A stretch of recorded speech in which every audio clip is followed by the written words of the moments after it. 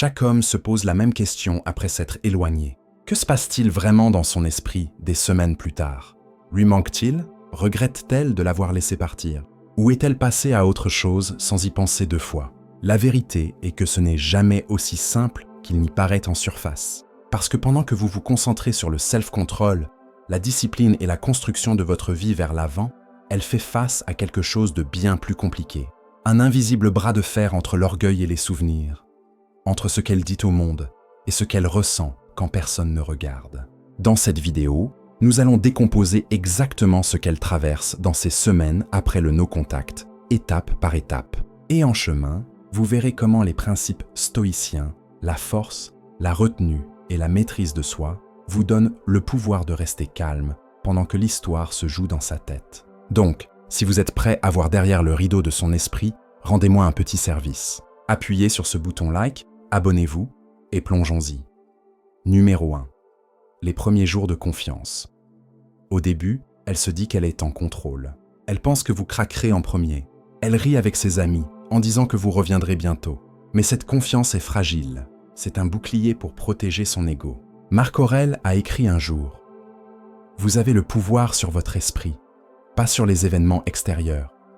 En tenant votre position, vous avez déjà modifié la dynamique. » Elle pense qu'elle est en contrôle, mais le silence que vous avez choisi dirige maintenant la situation. Au début, elle porte sa confiance comme une armure. Elle pourrait même se vanter auprès de ses amis de à quel point elle se sent imperturbable, en postant des photos en ligne avec des légendes qui font allusion à son indépendance, en essayant de montrer au monde et à elle-même qu'elle va parfaitement bien sans vous. Mais au fond d'elle, elle sait que cette performance n'est que temporaire.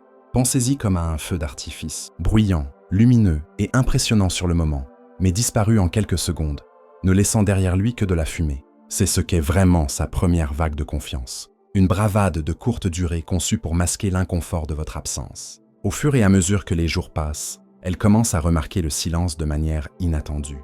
Le texto de bon matin qui accueillait autrefois l'écran de son téléphone n'est plus là. Les appels rapides du soir qui lui donnaient autrefois de l'assurance ont disparu. Elle fait défiler ses notifications et réalise que votre nom manque. Extérieurement, elle le balaye d'un revers de main en se disant qu'elle est forte et qu'elle n'a pas besoin de vous. Mais intérieurement, le calme commence à peser sur ses pensées comme un poids qu'elle ne peut ignorer. Et voici la vérité. Le silence, quand il est choisi avec discipline, n'est pas une faiblesse. C'est une force qui l'oblige à se confronter à elle-même. C'est là que le stoïcisme prend vie dans vos actions. Un homme stoïcien comprend que la vraie force n'est pas à chasser la validation ou à prouver sa valeur avec des mots.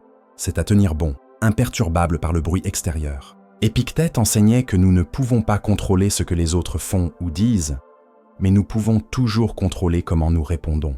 En choisissant de ne pas courir après elle, vous lui avez montré quelque chose de rare, la retenue. Au lieu d'être réactif, vous êtes devenu réfléchi. C'est déstabilisant pour elle, parce que la plupart des hommes plient sous la pression de l'absence. Ils paniquent, ils tendent la main, ils essaient de s'expliquer. Mais vous, en ne faisant rien, vous dites tout. Et ne vous y trompez pas, elle le ressent. Elle pourrait ne pas l'admettre à voix haute, mais votre discipline devient un miroir qu'elle ne peut éviter. Chaque fois qu'elle remarque votre silence, elle doit se demander « Pourquoi n'a-t-il pas cédé? Pourquoi n'est-il pas revenu comme je le pensais ?» Sa confiance des premiers jours commence à s'éroder lentement mais sûrement. Ce qui a commencé comme une certitude arrogante qu'il reviendra commence à se tordre en doute. Et s'il ne revenait pas du tout, c'est le début d'un changement qui se renforce avec chaque semaine qui passe. Parce que ces premiers jours, ceux qu'elle pensait contrôler, sont la fondation même où son incertitude commence. Et alors qu'elle pensait pouvoir diriger l'histoire, c'est en fait votre silence, votre calme, votre choix de ne pas chasser qui tourne tranquillement la page. Et ce n'est que le début. Ce qui se passe ensuite va encore plus profond. Et c'est là que ses émotions commencent à tourner de manière qu'elle n'avait jamais prévue. Mais avant de continuer, j'aimerais entendre ce que vous en pensez jusqu'ici. Le silence a-t-il déjà modifié la dynamique dans votre propre vie? Partagez vos pensées dans les commentaires. Ou tapez simplement la composure « Laisse la marque la plus profonde » pour me faire savoir que vous êtes là. Et si vous trouvez cette décomposition révélatrice, assurez-vous d'appuyer sur ce bouton like. Cela aide vraiment plus de gens à trouver ce message. Plongeons dans la partie suivante excitante de la vidéo. Numéro 2. Le silence commence à résonner. Au fur et à mesure que les jours s'étirent en semaines, le silence n'est plus confortable. Ce qui ressemblait autrefois à sa victoire ressemble maintenant à un vide. Elle s'attendait à des messages, des appels, peut-être même de la colère. Au lieu de cela, elle obtient le calme, et le calme l'oblige à se confronter à elle-même. Un homme stoïcien sait que la retenue n'est pas une faiblesse, c'est une force. Votre silence devient plus fort que n'importe quel argument que vous auriez pu faire. Au début, elle pourrait l'avoir ri en le disant à ses amis. Il reviendra. Il le fait toujours. C'était son bouclier, sa façon de garder son ego en sécurité. Mais alors que le calendrier tourne et que le téléphone reste silencieux, cette confiance commence à trembler. Ce qui ressemblait autrefois à une certitude ressemble maintenant à une question sans réponse. Elle ne peut pas l'ignorer pour toujours parce que le silence n'est pas juste une absence. C'est une déclaration. C'est vous disant sans mots « Je n'ai pas besoin de chasser ce qui ne veut pas être attrapé ». Et cette vérité pèse plus lourd avec chaque jour qui passe. Pensez-y. Quand elle s'attendait à des feux d'artifice, des supplications, des poursuites, peut-être même de la colère, et qu'au lieu de cela, elle a été accueillie par un calme immobile. Le contraste la déstabilise. C'est comme entrer dans une pièce en s'attendant à du bruit et du chaos pour ne trouver que le silence complet. Ce silence la fait s'asseoir avec elle-même. Et plus elle le fait, plus cela devient inconfortable. Imaginez-la éveillée la nuit, faisant défiler d'anciennes conversations, s'arrêtant sur votre nom, se demandant pourquoi l'homme qu'elle pensait avoir tout compris est soudainement indéchiffrable. Épictète nous rappelait que aucun homme n'est libre s'il n'est pas maître de lui-même. En tenant votre position, vous avez démontré la maîtrise non sur elle, mais sur vous-même. Et c'est ce qui modifie l'équilibre. Elle commence à réaliser qu'elle n'a pas le même pouvoir qu'elle pensait autrefois. Elle commence à se questionner. A-t-il passé à autre chose? M'oublie-t-il? Étais-je vraiment aussi importante que je le croyais? Le silence, autrefois vu comme une faiblesse, devient un miroir reflétant ses propres doutes vers elle. Et voici où cela devient puissant. Vous ne la punissez pas. Vous ne jouez pas à des jeux. Vous vivez simplement avec retenue, composure et respect de soi.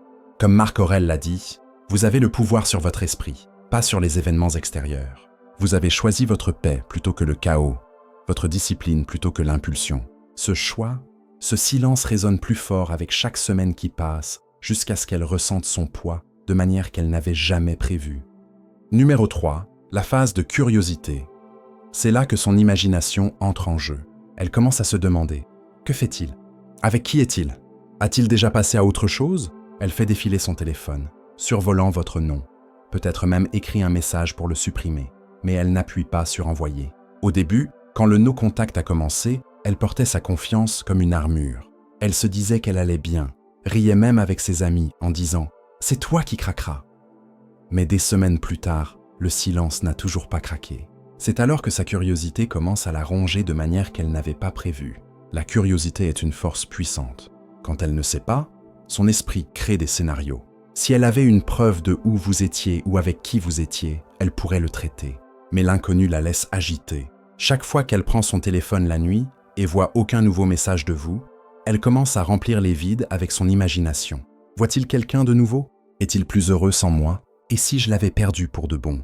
Ces pensées construisent une tension en elle. Ce ne sont pas vos actions qui causent son trouble. C'est son propre esprit qui tourne des histoires dans le silence. Et c'est exactement ce qu'Épictète voulait dire quand il a dit « La distance ne vient pas des choses, mais de nos pensées sur elles. » Sa réalité n'a pas beaucoup changé, mais sa perception d'elle est devenue son tourment. Imaginez-la. Elle est dehors avec des amis au dîner, prétendant être insouciante. Le rire remplit l'air, mais ensuite quelqu'un mentionne votre nom nonchalamment ou demande si elle a eu de vos nouvelles. À cet instant, son masque glisse. Cette seule question rouvre la curiosité qu'elle essayait de réprimer. Plus tard, quand elle est seule, elle fait défiler vos anciennes conversations ou jette un œil à votre profil, cherchant n'importe quel petit indice. Mais elle s'arrête avant de tendre la main, en partie à cause de l'orgueil, en partie parce qu'elle a peur de ce qu'elle pourrait trouver si elle le fait. Ce va-et-vient devient sa propre bataille silencieuse. Et voici où le stoïcisme entre en jeu pour vous. Un homme stoïcien ne chasse pas les réponses, ni n'essaie de contrôler ce que les autres pensent. Marc Aurèle se rappelait souvent que l'âme se teinte de la couleur de ses pensées. Votre discipline calme dans le silence signifie que vous ne teignez pas votre âme d'anxiété sur ses choix. Vous restez stable. Pendant ce temps, ses pensées drivées par la curiosité commencent à peindre sa réalité en teintes agitées de doute et de désir. des semaines après le no contact, ce n'est plus à propos de ce que vous faites. C'est à propos de ce qu'elle pense que vous faites. Et cela est bien plus puissant. Votre silence, autrefois écarté, devient maintenant la scène où son imagination joue chaque version possible de vous perdre.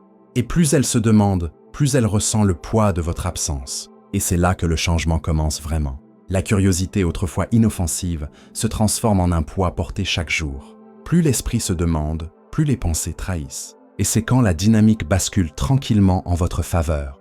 Mais laissez-moi faire une pause ici et vous demander quelque chose. Avez-vous déjà vu cela se jouer dans votre propre vie?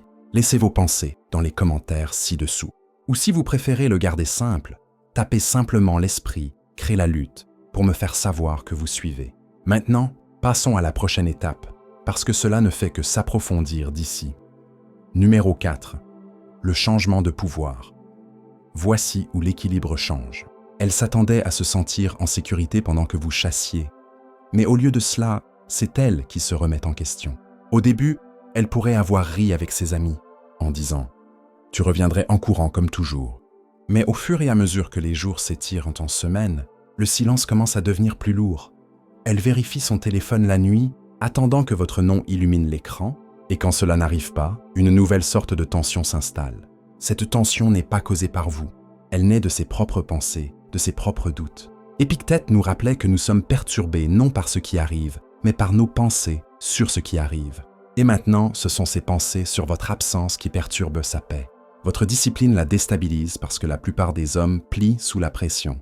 Ils ne peuvent pas tenir le silence. Ils tendent la main trop vite. Ils brisent leurs propres limites pour le confort d'une attention temporaire. Mais vous ne le faites pas. Vous comprenez que la retenue n'est pas une faiblesse, c'est du pouvoir. Vous n'agissez pas par désespoir, vous agissez par principe.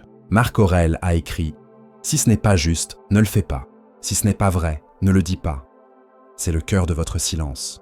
Ce n'est pas un truc ou un jeu, c'est un reflet de self-control. Et cette fermeté tranquille est plus forte que n'importe quel discours que vous pourriez donner. Le changement arrive quand elle réalise qu'elle n'a plus l'avantage. La sécurité qu'elle ressentait autrefois, en croyant que vous chasseriez quoi qu'il arrive, s'est dissoute. Maintenant, c'est elle qui rejoue les souvenirs, celle qui se demande si vous avez déjà passé à autre chose, celle qui ressent l'attraction de la curiosité. Et la curiosité est puissante. C'est la graine du désir. En ne tendant pas la main, vous avez créé de l'espace. Et dans cet espace, elle est forcée de s'asseoir avec l'idée qu'elle a peut-être mal calculé votre force. Des semaines après le no-contact, c'est là que les tables tournent vraiment. Votre silence devient son miroir, reflétant ses doutes et insécurités. Elle commence à sentir que vous n'attendez pas, n'espérez pas, ne restez pas assis près du téléphone. Au lieu de cela, vous êtes stable, calme et concentré sur votre propre vie. Et c'est exactement cette indépendance, cette présence stoïcienne qui l'attire à nouveau de manière qu'elle n'avait jamais prévue. Ce qui ressemblait autrefois à du contrôle pour elle ressemble maintenant à une perte. C'est le changement de pouvoir, et c'est un changement qu'elle n'a jamais vu venir. Numéro 5. La spirale des réseaux sociaux. Des semaines plus tard, elle commence à remarquer des choses qu'elle ignorait autrefois. Une photo de vous à la salle de sport, un post sur votre nouveau projet. Même votre silence calme en ligne semble différent. Sénèque a dit un jour « Le meilleur remède contre la colère est le délai. » Et votre délai, votre refus de chasser, votre manque de réponse devient une tempête en elle. Au début, elle fait défiler nonchalamment en se disant que cela ne la dérange pas. Mais nuit après nuit, cette même image, cette même consistance tranquille commence à coller dans son esprit. Soudain, l'homme qu'elle pensait pouvoir oublier devient l'homme auquel elle ne peut arrêter de penser. Les réseaux sociaux deviennent son piège. Chaque petite mise à jour que vous faites devient un rappel inattendu de l'homme qu'elle avait autrefois proche. Une photo de vous souriant avec des amis ne ressemble pas juste à une soirée dehors. Cela ressemble à une preuve que la vie continue sans elle. Une photo de vous s'entraînant à la salle de sport ne montre pas juste de la force. Cela lui rappelle votre discipline, la stabilité sur laquelle elle s'appuyait autrefois. Même quand vous ne postez pas, votre silence crée son propre bruit. Elle remarque l'absence de votre nom dans ses notifications, les likes manquants qui nourrissaient autrefois son ego. Et maintenant, ce qu'elle pensait être du pouvoir commence à ressembler à du vide. Voici ce qui le rend puissant. Vous ne faites rien de tout cela pour elle. Un homme stoïcien comprend que ses actions doivent servir sa propre croissance, pas l'approbation de quelqu'un d'autre. Vous postez parce que vous êtes fier de vos progrès, pas parce que vous voulez qu'elle le voie. Vous restez silencieux parce que votre paix compte plus que chasser une validation temporaire. Marc Aurèle se rappelait « Le bonheur de votre vie dépend de la qualité de vos pensées ». C'est exactement ce que vous vivez. Votre focus s'est tourné vers l'intérieur. Et qu'elle l'admette ou non, elle ressent la différence. Imaginez cela. Elle est allongée au lit, tard la nuit, faisant défiler son flux. Les stories de ses amis défilent en flou. Mais quand votre visage apparaît, elle s'arrête. Elle zoome. Elle s'attarde. Les questions commencent à courir dans son esprit. Est-il vraiment mieux sans moi? A-t-il déjà passé à autre chose? Avec qui est-il maintenant? Ces questions la rongent parce que le silence et la discipline ont créé du mystère. Vous êtes devenu imprévisible. Et ce qu'elle ne peut prédire, elle ne peut le contrôler. C'est ce qui l'attire plus profondément dans la spirale. Et plus cela dure, plus le poids du no-contact s'installe. Elle pensait que c'est vous qui vérifieriez ses mises à jour, likeriez ses photos, enverriez de petits messages juste pour garder la porte ouverte. Mais au lieu de cela, c'est elle qui vérifie les vôtres. C'est elle qui se demande si vous l'avez oublié. Ce qui ressemblait autrefois à sa victoire ressemble maintenant à sa perte. Et tout a commencé parce que vous avez choisi d'agir par principe, pas par désespoir. C'est le pouvoir caché du stoïcisme. Dans ce moment, votre retenue lui enseigne une leçon que aucun mot ne pourrait délivrer. Donc, quand vous remarquez qu'elle regarde vos stories ou réapparaît tranquillement avec un like subtil, comprenez la vérité. Ce n'est pas aléatoire. C'est une réaction à la tempête qu'elle a créée dans son propre esprit. Des semaines après le no-contact, votre présence sur les réseaux sociaux ou même votre absence devient un miroir qu'elle ne peut détourner du regard. Il reflète ses doutes, ses regrets et sa réalisation qu'elle a mal calculé la valeur de l'homme qui ne la chasse plus. Numéro 6. Le regret s'insinue. C'est là que les « et si » commencent. Elle rejoue d'anciens souvenirs et se demande si elle vous a sous-estimé.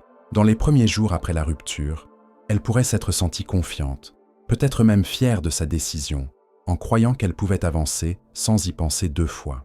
Mais des semaines plus tard, cette confiance commence à craquer. Le regret n'arrive pas d'un coup. Il s'insinue lentement dans les moments calmes qu'elle n'avait pas préparés. Il vient quand elle passe en voiture devant un endroit où vous alliez ensemble, ou quand son téléphone reste silencieux la nuit et qu'elle réalise que votre nom n'illumine plus son écran. Elle pourrait ne pas l'admettre à voix haute, pas à ses amis et pas même à elle-même, mais il est là, prenant racine dans son esprit. La vérité est que le regret grandit souvent le plus fort dans l'absence. Au début, elle pourrait s'être dit que vous reviendriez, que vous finiriez par céder et lui rappeler qu'elle avait encore le contrôle. Mais quand votre silence reste stable, elle commence à questionner son jugement. Vous a-t-elle sous-estimé? A-t-elle laissé partir quelque chose de rare? Ce doute se transforme en réflexion, et la réflexion en regret. Ce n'est pas toujours à propos de manquer les moments que vous avez partagés. C'est à propos de réaliser qu'elle a mal lu votre force. Elle pensait que vous craqueriez en premier. Et quand vous ne l'avez pas fait, le pouvoir a changé de manière qu'elle n'avait pas prévue. Et voici où votre mindset stoïcien compte le plus. Vous ne chassez pas son regret, vous n'essayez pas d'en profiter.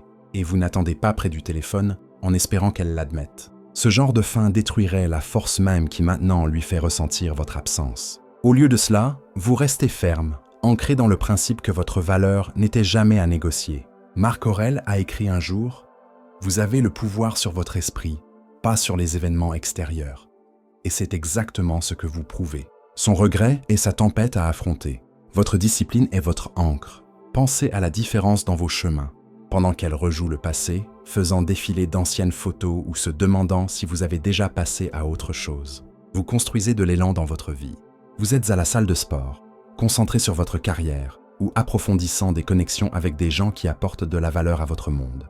Vous n'orbitez plus autour d'elle. Vous avez choisi de vous tenir sur votre propre terrain. Et ce contraste ne fait qu'aiguiser le tranchant de son regret parce que maintenant elle voit ce qu'elle n'avait pas prévu. L'homme qu'elle a laissé derrière évolue, n'attend pas. C'est le paradoxe du no-contact. Vous ne restez pas silencieux pour la faire regretter, vous restez silencieux pour protéger votre paix. Mais en faisant cela, son propre esprit devient son champ de bataille. Chaque souvenir, chaque question sans réponse, chaque aperçu de votre croissance lui rappelle ce qu'elle a laissé s'échapper. Et tandis qu'un homme stoïcien ne vit pas pour sa reconnaissance, l'ironie est que son self-control lui fait ressentir son poids plus que n'importe quel mot ou action ne le pourrait. Numéro 7. Le déclencheur de la jalousie. Elle pourrait vous voir sourire avec des amis, se concentrer sur votre métier ou simplement vivre en paix et soudain cela pique. La pensée de vous allant bien sans elle déclenche la jalousie. Mais remarquez cela, vous ne paradez pas, vous ne cherchez pas la vengeance, vous vivez simplement. Et cette indépendance stoïcienne naturelle est plus puissante que tout ce que vous pourriez lui dire directement. Des semaines après le no-contact, ce moment frappe plus fort que la plupart des hommes ne le réalisent. Imaginez-la faisant défiler les réseaux sociaux tard la nuit. Au début, elle ne vous cherche pas, mais ensuite, votre photo apparaît. Peut-être est-ce vous dehors avec des amis, votre posture détendue, votre visage calme. Peut-être est-ce un petit post sur quelque chose sur lequel vous travaillez, ou même juste un instantané de vous profitant de la vie d'une manière calme et stable. Elle s'arrête. Cette pause est où la tempête commence, parce que l'image ne correspond pas à ce qu'elle attendait. Elle pensait que vous lutteriez sans son attention, peut-être même en essayant de la forcer à vous remarquer à nouveau. Au lieu de cela, elle voit un homme à l'aise, et cela la déstabilise plus que si vous aviez dit 1000 mots. Voici la vérité plus profonde. La jalousie n'est pas née parce que vous avez essayé de la lui faire ressentir. Elle est née parce qu'elle réalise qu'elle ne tient plus la même position dans votre vie. Votre absence l'a forcée à confronter ses propres pensées. Et maintenant, votre présence à distance lui rappelle que vous vous êtes adapté sans elle. Ce n'est pas la photo elle-même qui la secoue, c'est ce que la photo représente. Vous vivez votre propre histoire, et elle n'est plus le personnage principal dedans. Cette réalisation coupe plus profond que tout ce que vous auriez pu dire en colère. Sénèque a écrit « Celui qui est brave est libre », et la bravoure dans ce sens n'est pas chassée, pas prouvée, pas avoir besoin de sa validation. En vivant simplement avec discipline, en entraînant votre corps, en aiguisant votre esprit, en restant concentré sur votre but, vous révélez le genre de liberté que la jalousie ne peut ignorer. Vous n'orbitez plus autour de son monde. Vous êtes le centre du vôtre. Et ironiquement, cette indépendance lui fait ressentir l'absence encore plus, parce qu'elle l'oblige à se demander s'il peut avancer sans moi. Est-ce que je comptais vraiment autant que je le pensais? La plupart des hommes craquent sous la pression du no-contact. Ils cèdent, ils tendent la main, ils rendent leur paix dépendante d'une réponse. Mais quand vous ne le faites pas, quand vous restez stable, ancré, calme, vous vous démarquez. Elle voit la différence parce qu'elle sait à quel point c'est rare, cette fermeté tranquille. Ce refus de s'effondrer dans le désespoir la fait questionner ses propres choix. Elle pourrait même se trouver à vérifier votre profil plus souvent, pêchant des signes que vous tenez encore à elle. Et plus vous continuez à montrer de la paix au lieu du chaos, de la croissance au lieu de la chasse, plus la jalousie grandit. C'est pourquoi votre silence porte tant de poids après le no-contact. Ce n'est pas un silence pour punir, mais un silence comme maîtrise de soi. Vous n'aviez pas besoin d'argumenter, vous n'aviez pas besoin de déclarer quoi que ce soit, et vous n'aviez certainement pas besoin de chercher son attention. Vous aviez juste besoin de vivre aligné avec vos valeurs. Marc Aurèle se rappelait « Ne gaspille plus de temps à argumenter sur ce qu'un bonhomme devrait être. Sois-en un. » Et c'est exactement ce que vous faites. Vous ne paradez pas vos progrès, vous les incarnez. Et cette incarnation tranquille crée une sorte de pression en elle que les mots ne pourraient jamais. Donc quand la jalousie monte, comprenez cela. Ce n'est pas à propos d'elle, réalisant soudain qu'elle vous veut de retour. C'est à propos d'elle, voyant enfin la réalité de votre force. Vous êtes un homme qui n'a pas besoin d'elle pour avancer. Et cette vérité secoue les fondations de l'histoire qu'elle se racontait autrefois. Votre paix est votre pouvoir. Et c'est ce qui la fait regarder 2 fois, même quand elle essaye de ne pas. Voici le point où je veux que vous fassiez une pause et pensiez vraiment à ce que cela signifie, non seulement pour elle, mais pour vous. La jalousie, la réflexion et la maîtrise de soi tranquille ne sont pas à propos de jouer des jeux. Ils sont à propos de vivre d'une manière qui commande le respect, même à distance. Que pensez-vous qu'il se passe dans son esprit alors qu'elle voit cette version de vous calme, centrée et libre? Laissez vos pensées dans les commentaires ci-dessous si vous ressentez cette vérité. Maintenant, allons plus profond dans ce qui se déroule ensuite, parce que c'est là que l'histoire prend un tournant. Numéro 8. La lutte de l'ego. C'est la guerre invisible en elle. Son orgueil dit « Ne tends pas la main, ne cède pas ». Mais son cœur murmure « Il me manque ». Dans les premiers jours après le no-contact, elle se convainc que le silence est facile. Elle croit qu'elle a l'avantage en se disant que vous serez le premier à craquer. Mais au fur et à mesure que les jours se transforment en semaines, ce silence commence à changer. Ce n'est plus juste du calme, il devient un miroir reflétant ses propres sentiments vers elle. Et elle n'aime pas ce qu'elle voit. Au début, elle se distrait avec des amis, le travail et les réseaux sociaux. Elle poste des photos qui disent « Je vais bien sans toi » en espérant que vous remarquerez. Mais au fond, Elle se demande si vous vous en souciez même. Quand aucune réponse ne vient, quand aucun like ou commentaire n'apparaît de vous, la confiance qu'elle avait commence à s'effriter. C'est alors que l'ego commence sa vraie lutte. Un côté crie « Ne tends pas la main, ne paraît pas faible ». L'autre côté murmure « Mais et s'il était vraiment parti pour de bon ?» Ce bras de fer la fatigue plus qu'elle ne l'avait prévu. Chaque jour, elle se retient d'envoyer un message. Son cœur devient plus lourd. Elle rejoue d'anciens souvenirs, cherchant des signes. Y avait-il encore de l'amour? L'a-t-elle poussé trop loin? A-t-elle confondu votre calme avec de l'indifférence quand c'était vraiment de la force? Et tout a commencé parce que vous avez choisi de vous contrôler plutôt qu'elle. Vous n'avez pas chassé. Vous n'avez pas supplié. Vous n'avez pas laissé vos émotions dicter vos actions. Le stoïcisme enseigne que la maîtrise de soi est la plus grande victoire. Vous voyez, un homme stoïcien comprend qu'il ne peut pas contrôler les choix d'une autre personne, seulement sa réponse à eux. Il n'échange pas sa dignité contre un confort temporaire. Au lieu de cela, il accepte la douleur de l'absence comme partie de l'expérience humaine et la transforme en croissance personnelle.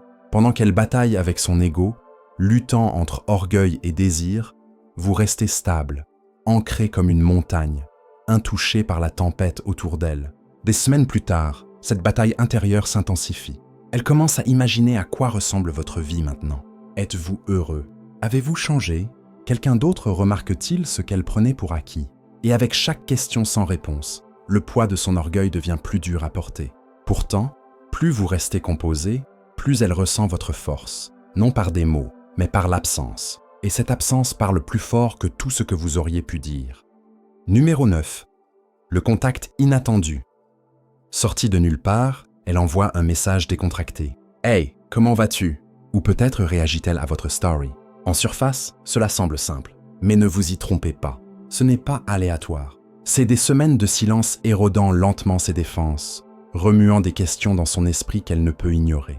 Elle se demande si vous avez vraiment passé à autre chose, si elle a mal calculé votre valeur, et si vous êtes l'homme qu'elle pensait que vous étiez, ou quelqu'un de bien plus fort, plus calme et plus sûr de soi qu'elle ne l'attendait. Ce message n'est pas vraiment à propos de bavardage. C'est à propos de briser la tension qui s'est construite depuis que vous êtes parti. Elle ne tend pas la main juste pour voir comment vous allez. Elle vérifie pour voir où elle en est. Et c'est là que votre calme compte le plus. Un homme stoïcien comprend que ce moment n'est pas à propos de validation ou de victoire. C'est à propos de tenir ferme à l'équilibre intérieur qu'il a cultivé. Il ne jubile pas, ne se précipite pas pour répondre, et ne laisse pas ses émotions déborder sur la conversation. Au lieu de cela, il répond avec une confiance tranquille, en reconnaissant son contact tout en maintenant la même énergie composée qu'il a portée à travers le silence. Imaginez cela. Pendant ces semaines de no contact, vous vous êtes concentré sur la construction d'une vie qui semble entière, travaillant sur votre corps, aiguisant votre esprit, chassant vos ambitions et reconnectant avec des parties de vous-même que vous aviez peut-être négligées. Peut-être voit-elle un reflet subtil de cette croissance. Un ami commun mentionne à quel point vous allez bien, ou elle remarque que vous semblez plus sain, plus aiguisé, plus concentré. C'est alors que le silence commence à la ronger. Ce qui lui donnait autrefois un sentiment de contrôle, en croyant que vous seriez encore là à attendre maintenant, semble incertain. Et l'incertitude a une façon de faire tendre la main aux gens. Mais voici où la discipline et le principe entrent en jeu. Un homme stoïcien sait que ce n'est que la première ondulation. Ce n'est pas une promesse, pas une grande confession, juste de la curiosité enveloppée dans des mots décontractés. Il répond quand il choisit, et il garde cela léger, sans jamais pencher trop loin. Pourquoi ? Parce que sa paix ne dépend plus de son attention. Il a appris que la vraie force se mesure non par à quel point vous pouvez reconquérir quelqu'un rapidement, mais par à quel point votre état émotionnel est peu influencé par leurs actions. C'est le paradoxe. Quand vous n'avez plus besoin de son message pour vous sentir entier, vous devenez bien plus attractif que vous ne l'étiez quand vous chassiez. Elle le sent dans votre ton, dans le timing de votre réponse, dans la façon dont vos mots ne portent aucun désespoir. Et qu'elle l'admette ou non, cela la fait vouloir tendre la main encore et encore. Et c'est là que je veux que vous fassiez une pause un moment et pensiez, que feriez-vous dans cette situation ? Vous précipiteriez-vous pour répondre, impatient de rouvrir la porte ? Ou prendriez-vous une respiration, vous rappelant la croissance que vous avez construite, et répondriez-vous avec une assurance calme ? Laissez un commentaire et partagez comment vous le géreriez. Ou tapez simplement « Je choisis le calme » pour vous rappeler où réside vraiment votre force. Parce que la partie suivante de ce voyage n'est pas juste à propos de ce qu'elle fait, C'est à propos de comment vous vous comportez quand l'équilibre commence à changer. Numéro 10. Le moment de la réalisation. Enfin, elle comprend quelque chose qu'elle n'attendait pas. Elle n'a plus le même pouvoir sur vous. Qu'elle l'admette ou non, elle le ressent. L'homme qui donnait autrefois son énergie librement la protège maintenant. L'homme qui chassait autrefois se tient maintenant immobile. Et ce changement laisse une marque durable. C'est le paradoxe du no contact. Votre absence finit par parler plus fort que n'importe quel mot que vous auriez pu dire. Des semaines après le no contact, cette vérité ne la frappe pas d'un coup. Elle s'infiltre lentement, comme de l'eau trouvant son chemin à travers des fissures dans un mur. Au début, elle pourrait se sentir confiante, en croyant que vous tendriez la main éventuellement, que vous craqueriez et lui montreriez qu'elle compte encore plus que votre orgueil. Mais au fur et à mesure que le silence s'étire, elle commence à questionner cette croyance. Elle vérifie son téléphone plus souvent, s'attendant à voir votre nom. Elle poste quelque chose sur les réseaux sociaux, non parce qu'elle veut le partager, mais pour voir si vous réagirez. Pourtant, rien ne vient. Et avec chaque jour qui passe, la réalisation grandit plus lourde. Vous avez changé. Les stoïciens enseignent que le vrai pouvoir vient du self-control, du refus de laisser des choses externes, comme la validation d'une autre personne, gouverner votre état d'esprit. Quand vous avez choisi le no-contact, vous ne l'avez pas fait pour jouer des jeux ou susciter la jalousie. Vous l'avez fait pour reclamer votre énergie, pour vous tenir comme un homme qui valorise sa paix plus que le confort d'une attention temporaire. Cette discipline tranquille est ce qu'elle ressent maintenant. Pas de la colère, pas de l'amertume, mais une certitude calme que vous n'attendez plus à la même porte émotionnelle où elle vous a vu pour la dernière fois. Imaginez cela comme ceci. Avant, elle tenait la télécommande de vos émotions. Un seul texto, un appel tard la nuit, ou un message nostalgique pouvait vous faire accourir. Mais maintenant, cette télécommande ne fonctionne plus. Vous avez repris les batteries, et avec cela, vous avez repris votre pouvoir. Et ce changement la force à regarder en elle, à confronter la réalité qu'elle a peut-être sous-estimé votre capacité à grandir au-delà de son absence. Le paradoxe du no-contact est simple. Votre silence n'est pas vide.